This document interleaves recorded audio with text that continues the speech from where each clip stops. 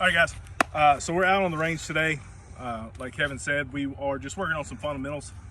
Really just trying to get some trigger time behind the guns that we're going to be carrying during the winter. I carry mine all the time, but the stuff that we're going to be wearing during the winter, it's that time of year. Clothes are starting to get more. You're having to have more layers on and thicker clothes usually. So we're out here getting some practice in. Wanted to quickly run down the targets and why we're using these for this kind of stuff. We've already done all of our fundamental drills.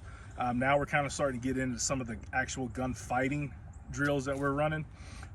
These targets are from Viking Tactical. And what they are is they're basically a silhouette of a skeleton of a human, okay?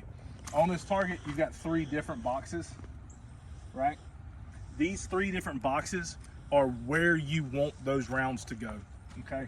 Obviously, the first box, this is, they call this a T-box, right?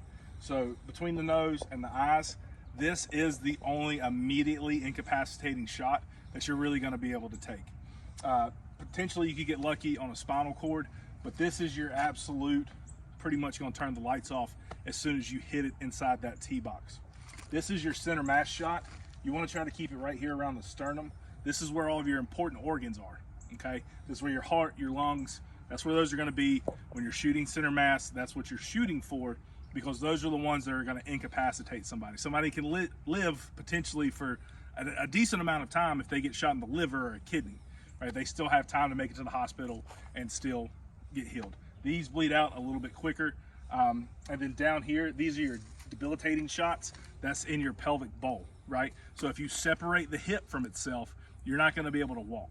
So that's gonna be able to, the person's still probably gonna live if you shoot them there, but they're not gonna be able to walk. That bee's about to get shot wherever he is. But if you shoot them in the pelvic bowl, that's gonna stop them from potentially being able to walk. So these are the targets we're using today for our gunfighting stuff, our defensive firearm training that we're actually doing today.